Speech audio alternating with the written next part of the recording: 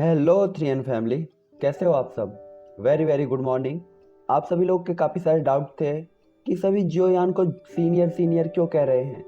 तो जियोयान को सीनियर उसकी पावर के कारण कहा जा रहा है, ना कि उसकी एज के कारण। फिर आप सभी के क्वेश्चन थे कि यहाँ पे जियोयान काफ़ी ज़्यादा एरोगेंट दिखाया गया है। तो जियोयान बिल्कुल भी एरोगेंट नहीं है, लेकिन जैसा कि हमें पता था कि जियोयान गलती करने वाले को बिल्कुल भी माफ़ नहीं करता, सेम कैरेक्टर जियोयान का यहाँ पे भी वही है। बाकी यहाँ पे जियोयान सबकी हेल्प करेगा और आगे चल के आप लोग को ये पता चलेगा। फिर आपका क्वेश्चन था कि जियोयान जियो क्लेन में कब जाएगा, तो उसमें अभी टाइम है। जियोयान जियो क्लेन में थोड़ा टाइम बाद जाएगा। फिर एक और क्वेश्चन था कि क्या ये नॉवल तुलसी प्राचीन गॉड से रिलेटेड है। तो हाँ, आप लोग को इसमें तुलसी प्राचीन गॉड के बारे में बहुत कुछ जानने को मिलेगा। फ्लेम मंत्रा के बारे में जानने को मिलेगा। फ्लेम मंत्रा का ओरिजिन क्या था, तुलसी एसेंट गॉड का ओरिजिन क्या था।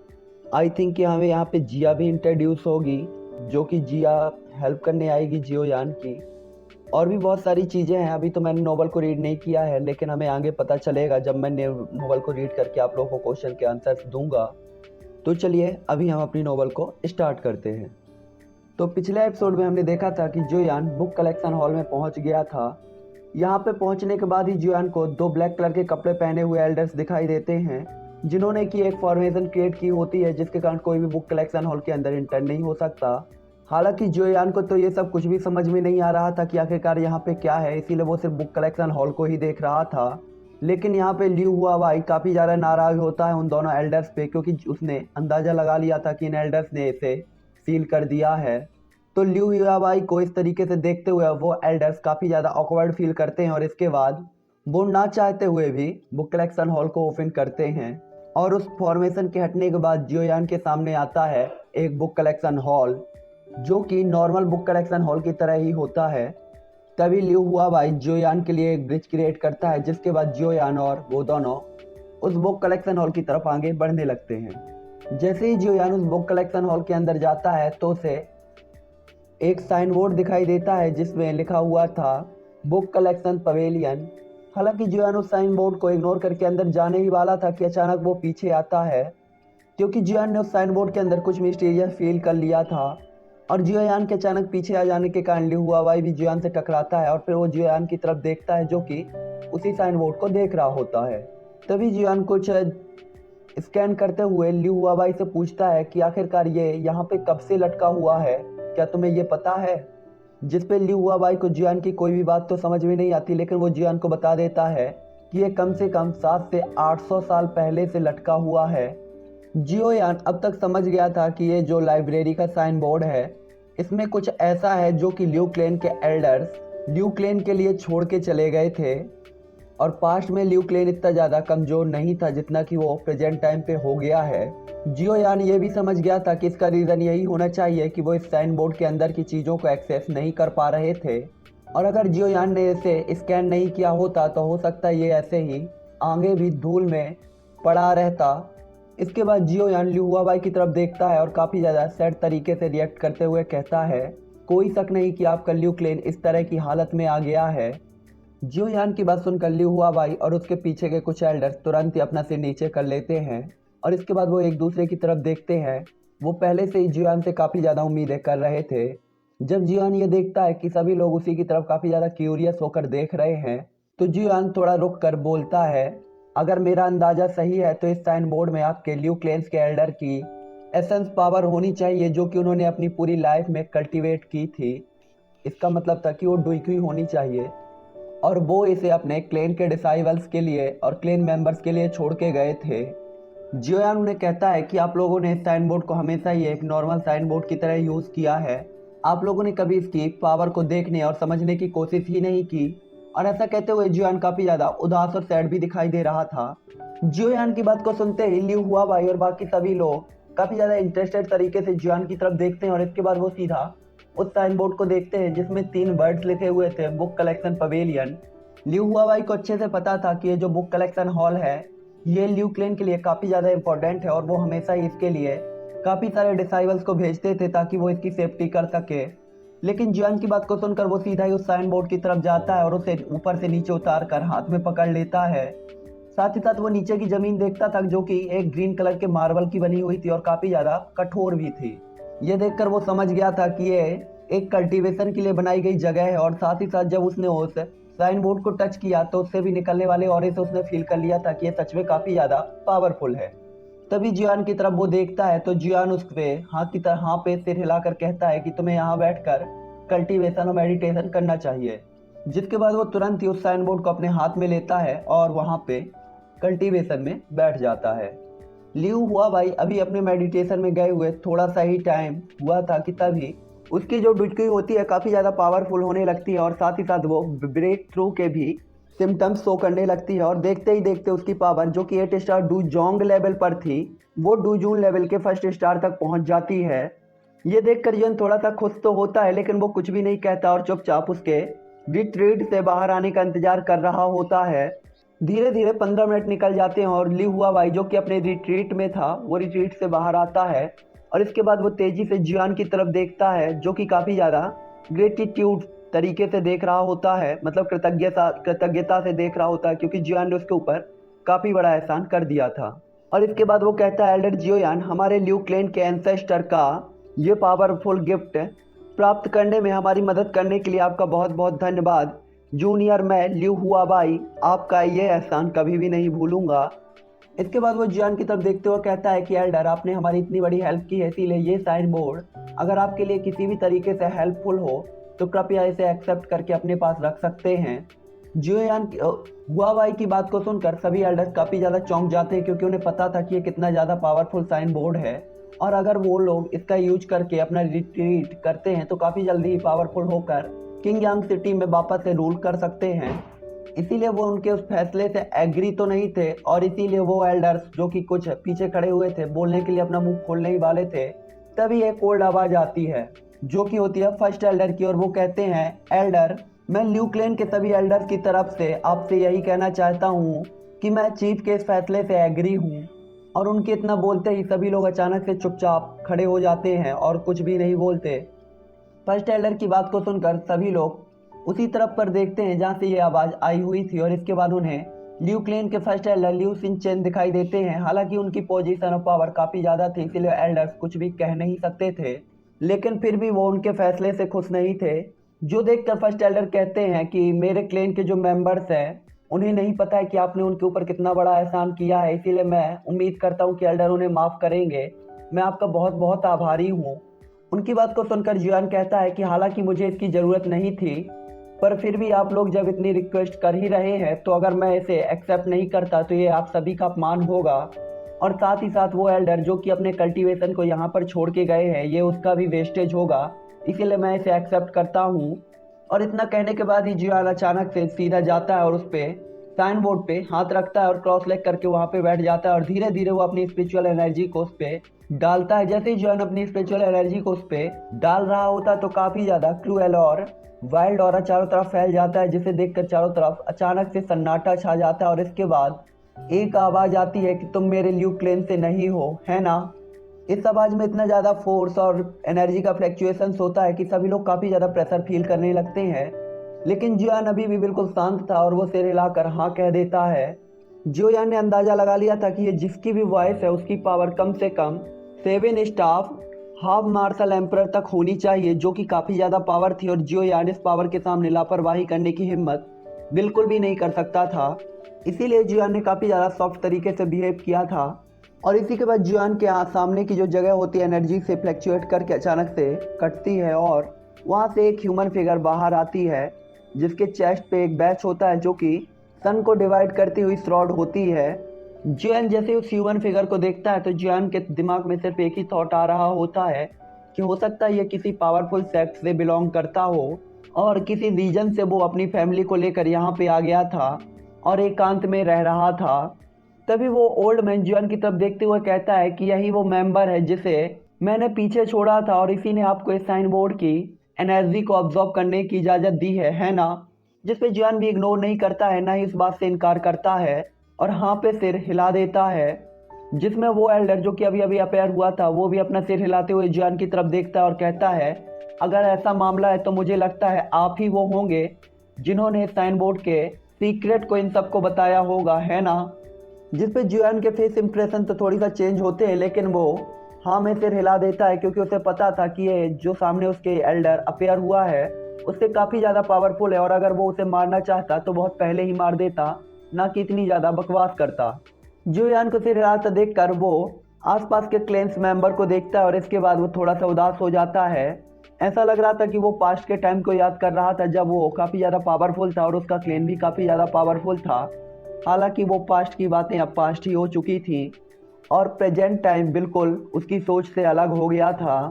उसे पता था कि अब ल्यू क्लेन को वापस से पावरफुल होने में काफ़ी ज़्यादा टाइम लगने वाला है, और ऐसा सोचकर ही वो उदास होता है और इसके बाद वो जुआन की तरफ देखता है जैसे ही उसे कुछ याद आ गया हो, और वो तुरंत ही स्माइल करते हुए जुआन की तरफ देखता है और कहता है, क्योंकि आपने साइन बोर्ड का यूज़ किया है और आपके पास इसकी अथॉरिटी है, इसका मतलब है कि ल्यू फैमिली के ऊपर आपने एहसान किए हैं।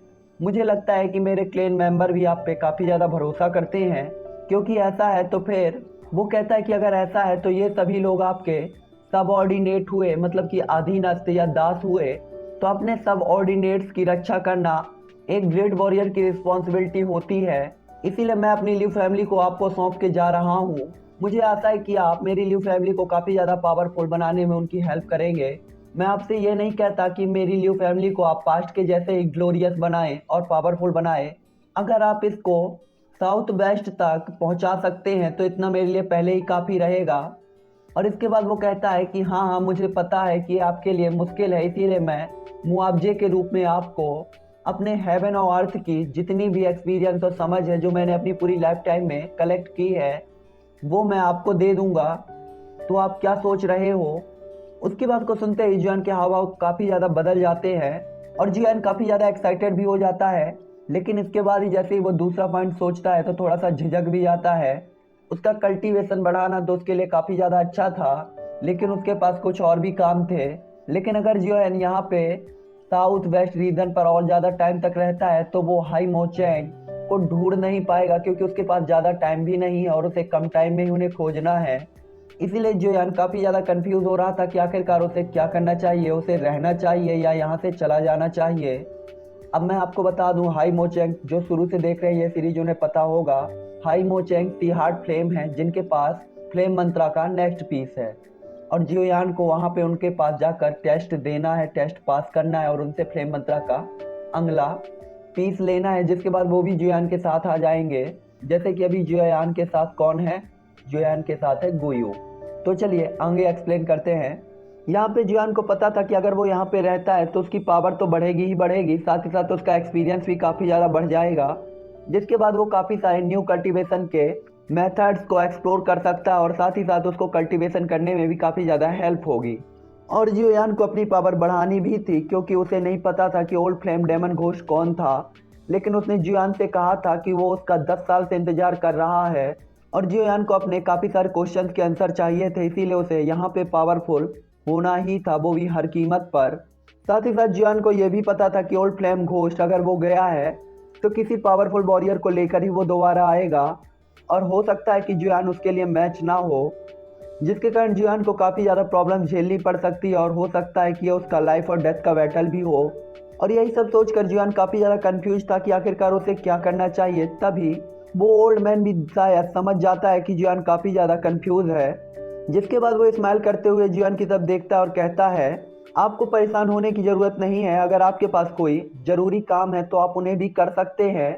बस आपको याद रखना है कि मेरी लिव फैमिली में गिरावट ना आए और ये साउथ वेस्ट रीजन तक पहुंच जाए, और इसके लिए आपको हर टाइम पे मेरे लिव फैमिली में रहने की भी ज़रूरत नहीं है। बस मैं आपसे उम्मीद करता हूं कि जब भी मेरी लिव फैमिली में कोई प्रॉब्लम आएगी तो आप उनकी हेल्प करने के लिए ज़रूर आएंगे और लिव फैमिली की ब्लड लाइन को एंड होने से बचाएंगे। ओल्ड, मैं बस आपसे यही रिक्वेस्ट करना चाहता हूँ, तो क्या आप मेरी रिक्वेस्ट को एक्सेप्ट करेंगे? उनकी बात को सुनकर जियान काफ़ी ज़्यादा शॉक होता है कि आखिरकार इतना ज़्यादा पावरफुल इंसान उसके सामने इस तरीके से इतना ज़्यादा सॉफ्ट होकर रिएक्ट कर रहा था। हालांकि बाकी लोग भी ये देखकर काफ़ी ज़्यादा शॉक थे कि ये एल्डर जियान के साथ इतना ज़्यादा सॉफ्ट क्यों है, क्योंकि उन्हें तो नहीं पता था कि जियान कितना ज़्यादा पावरफुल है, लेकिन एल्डर ने तो देख लिया था कि जियान उनसे बस थोड़ा ही वीक है, और अगर इतना पावरफुल ह्यूमन उनके क्लेन की सेफ्टी के लिए खड़ा होगा तो कोई शक नहीं है कि ल्यू क्लेन वापस से पावरफुल हो सकता है। और बस यही कारण था कि वो जियान को अपने क्लेन की रिस्पॉन्सिबिलिटीज देना चाहते थे।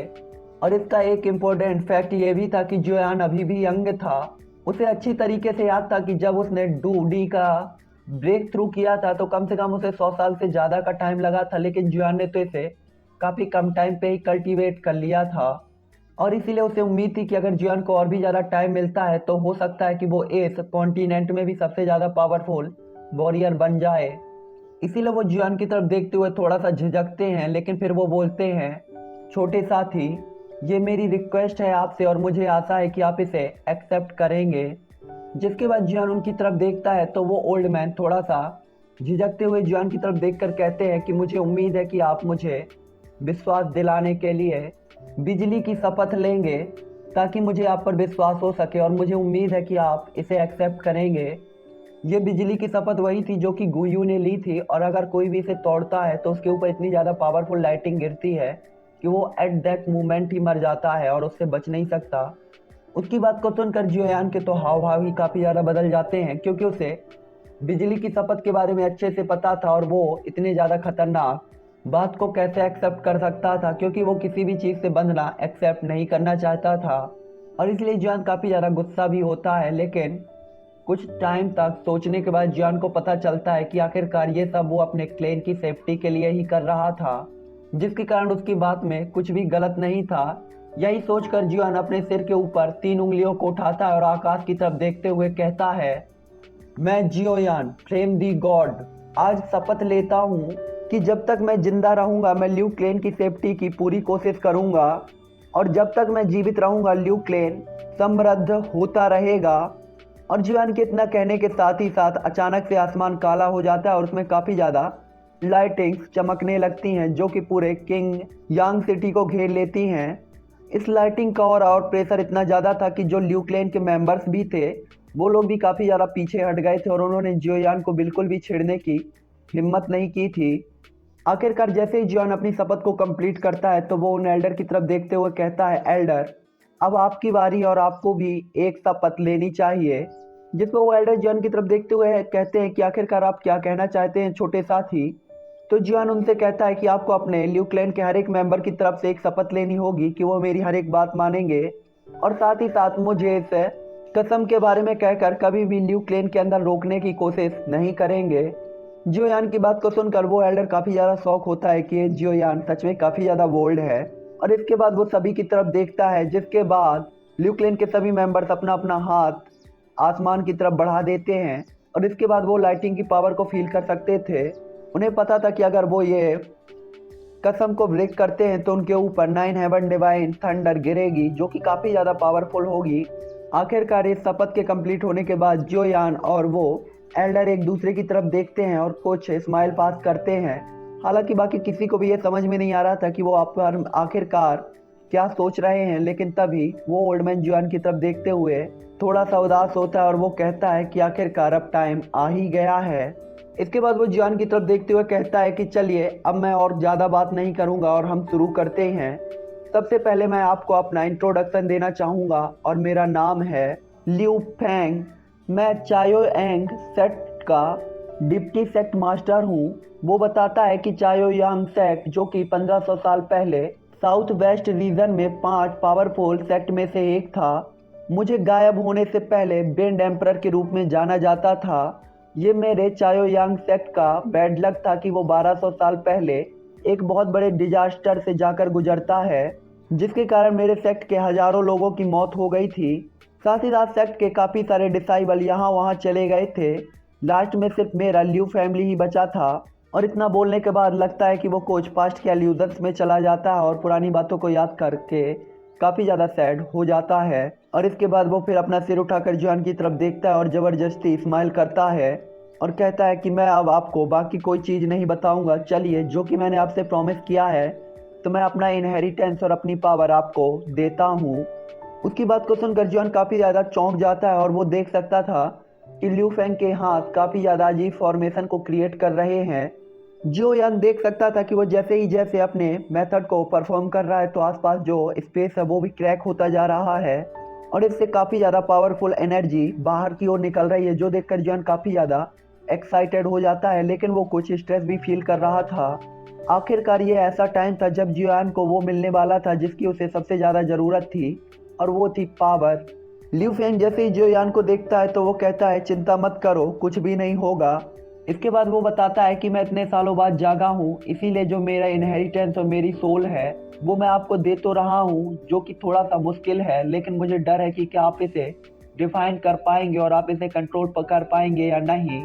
और इसके बाद वो जियान के अंतर को भी नहीं सुनता है और बल्कि अपने सीलिंग मेथड को और तेजी से परफॉर्म करने लगता है। जियोयान भी काफ़ी ज़्यादा सीरियस तरीके से ही लिू फैंग की तरफ देख रहा होता है और वो काफ़ी ज़्यादा अलर्ट भी होता है।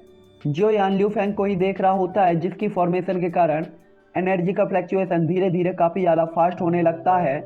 यह देखकर जियोन काफ़ी ज़्यादा सीरियस तो होता है, लेकिन वो जानता था इसमें टाइम लगने वाला है, इसीलिए वो तुरंत ही क्रॉस लेग करके अपने मेडिटेशन में चला जाता है। और ऐसे ही 2 घंटे निकल जाते हैं और 2 घंटे बाद जब जियान अपनी आंखों को खोलता है तो वो देखकर काफ़ी ज़्यादा शौक होता है, क्योंकि लिू फैंग उसके सामने खड़ा हुआ था और वो स्माइल भी कर रहा था। ऐसा लग रहा था कि जैसे लिू फैंग के कंधे से बहुत भारी बोझ उतर गया हो, जो देखकर वो काफ़ी ज़्यादा इमोशनल भी था। जियोयान देख सकता था कि लिू फैंग की जो बॉडी है वो काफ़ी ज़्यादा एल्यूजनरी हो गई है, साथ ही साथ उसका चेहरा भी अब तक पूरी तरीके से पीला पड़ गया है, जो देखकर जियोन समझ गया था कि आखिरकार इसने अपनी पूरी पावर ही मुझे देने का सोचा है। साथ ही साथ लिू फैंग स्माइल भी कर रहा था क्योंकि वो अपने एक भारी बोझ से उतर गया था। तभी लिू फैंग काफ़ी ज़्यादा झिझकते हुए और काफ़ी ज़्यादा वीक तरीके से जियान से कहता है, आखिरकार मैं सक्सेसफुल रहा और मैं उम्मीद करता हूँ कि मेरा ये इनहेरिटेंस आपकी कुछ हेल्प ज़रूर करेगा। जियोयान को पता था कि लिू फैंग के लिए काफ़ी ज़्यादा कठिन हुआ होगा कि अपना इनहेरिटेंस किसी को दे दे, इसलिए जियान ज़्यादा कुछ नहीं बोलता है और उसकी उस ग्रीन एनर्जी बॉल की तरफ देखता है जो उसने अभी अभी अपनी सारी एनर्जी को इकट्ठा की थी। जियोयान उस बॉल को अपनी तरफ खींचता है और साथ ही साथ वो काफ़ी ज़्यादा इमोशनल भी हो गया था। उसने कभी भी यह सोचा नहीं था कि वो जब दूसरे कॉन्टिनेंट में जाएगा तो वहाँ उसे इस तरीके के फेजेस को फेस करना पड़ेगा। कोई उस पर इतना ज़्यादा ट्रस्ट कैसे कर सकता है कि वो अपना पूरा इनहेरिटेंस ही उसे दे दे। और यही सब सोचकर जियोयान काफ़ी ज़्यादा इमोशनल हो गया था। ये सेम वैसा ही सीन था जब टीचर याओलाओ ने जियोयान को अपनी बोन चिलिंग फ्रेम और अपनी रिंग दे दी थी जब उन्हें हॉल ऑफ सोल के प्रोटेक्टर वू ने पकड़ लिया था, और वही सीन जियोयान को अचानक से ये याद दिलाने लगते हैं। और यही सब सोचकर जियोयान तुरंत ही अपनी स्पिरिचुअल पावर का यूज करता है और उस एनर्जी बॉल को जल्दी से स्वेलो कर लेता है। जियोयान उस बॉल को टच करते ही उसकी पावर को समझ गया था और साथ ही साथ जियोयान का दिल भी काफ़ी ज़्यादा तेजी से कांपने लगा था, उसकी हार्ट बीट काफ़ी ज़्यादा तेज हो गई थी। ये देखकर लिू फैंग भी स्माइल करते हैं और जियोयान के सामने ही देखते देखते अचानक से गायब हो जाते हैं। ये सीन मुझे एल्डर जियो जुआन की याद दिलाता है जब उन्होंने हेवनली टॉम में जियोयान को हेवनली टॉम की सोल दी थी और इसके बाद वो गायब हो गए थे। उनके गायब होते ही जियोयान अचानक से उदास तो होता है, लेकिन वो तेजी से उस बॉल को देखकर स्माइल करते हुए क्रॉस लेग करके बैठ जाता है और फिर उसे रिफाइन करना स्टार्ट कर देता है। हालांकि जियोयान के सामने ये ग्रीन बॉल को उसकी एल्यूजनरी स्पिरिचुअल बॉडी रिफाइन कर रही थी, लेकिन जियोयान अपने अंदर बढ़ रही पावर को फील कर सकता था। साथ ही साथ उसने ये भी फील कर लिया था कि ये उसे कितना ज़्यादा पावरफुल बना सकती है। थोड़ी देर तक रिफाइन करने के बाद जियोयान देख सकता था कि उसकी जो स्पिरिचुअल बॉडी है उसके आसपास ग्रीन कलर की फ्लेम फैलने लगी है और उसका ऑरा काफ़ी ज़्यादा पावरफुल हो गया है। ये देखकर जियोयान तुरंत ही अपनी स्पिरिचुअल एल्यूजनरी बॉडी को अपनी बॉडी के अंदर अब्जॉर्व कर लेता है। वो जैसे ही जियोयान की बॉडी के अंदर अब्जॉर्व होती है तो जियोयान तुरंत ही अपनी डुईक्वी को लॉन्च करता है, जिसके कारण एनर्जी की इतनी पावरफुल वेव निकलती है कि लिू हुआबाई और एल्डर जो कि अभी तक पीछे चले गए थे वो और भी ज़्यादा पीछे पहुंच जाते हैं और अपनी जगह पर खड़े भी नहीं हो पा रहे थे। वे सभी लोग बस वेट कर रहे थे कि जियोयान कब अपनी आंखों को खोल के उन्हें देखेगा। हालांकि बाहर तो हंगामा मच चुका था, लेकिन उन्हें पता था कि ये पावर जियोयान की है, जो कि उनके लिए कोई भी खतरा नहीं होने वाला है। हालांकि जियोयान के फेस इंप्रेशन उतने ज़्यादा अच्छे नहीं थे। जियोयान अपने अंदर उस ग्रीन बॉल को फील कर सकता था जो कि काफ़ी ज़्यादा पावरफुल है और उसकी बॉडी के अंदर काफ़ी उथल पुथल मचा रही थी। जियोयान अपनी मेरिडियंस में भी काफ़ी ज़्यादा पेन फील कर रहा था। जियोयान को ऐसा लग रहा था कि जैसे उसकी बॉडी गुब्बारे की तरह फूल रही हो और वो कुछ ही देर बाद ब्लास्ट हो जाएगा। अगर जियोयान के अंदर हेवनली फ्लेम्स नहीं होती तो अब तक तो जियोयान काफ़ी ज़्यादा हैवी तरीके से इंजर्ड हो चुका होता, लेकिन जियोयान आखिरकार उस पेन को झेलता है और अपना हाथ जमीन पर कस के पकड़ लेता है। जियोयान ने फील किया था कि उसके बॉडी के अंदर की हेवनली फ्लेम भी इसे रिफाइन करने में काफ़ी ज़्यादा टाइम ले रही हैं, लेकिन आखिरकार हेवनली फ्लेम एक डिवाइन फ्लेम थी और एक एनर्जी वॉल उससे कब तक जीतती, और थोड़ी ही देर बाद हेवनली फ्लेम आखिरकार उस एनर्जी वॉल को सप्रेस कर देती है। और अब तक जियोयान की हेवनली फ्लेम ने उसे पूरी तरीके से रिफाइन कर दिया था, जिसके बाद वो पावर जियोयान की बॉडी का ही एक पार्ट बन गई थी। जियोयान अपनी बॉडी के अंदर की बढ़ती हुई पावर ऑरे को फील कर सकता था। उन एल्डर ने जियोयान को बताया था कि उनकी power first star half emperor थी। ये डूडी के बाद का लेवल है, याद रखना आप। और वो सेकंड स्टार पर बस ब्रेक थ्रू करने ही वाले थे। इसीलिए जियोयान बस अपने ब्रेक थ्रू का ही इंतजार कर रहा था कि आखिरकार उसकी पावर अब कितनी बढ़ने वाली है। टाइम तेजी से बीतता जाता है और अब तक आधा महीना बीत चुका था। काफी देर तक इंतजार करने के बाद यहाँ पे ल्यू क्लेन के चीफ और ल्यू हुआबाई और फर्स्ट एल्डर काफी ज्यादा उदास हो जाते हैं, क्योंकि उन्होंने देखा था कि जियोयान अपने रिट्रीट से बाहर आ ही नहीं रहा है।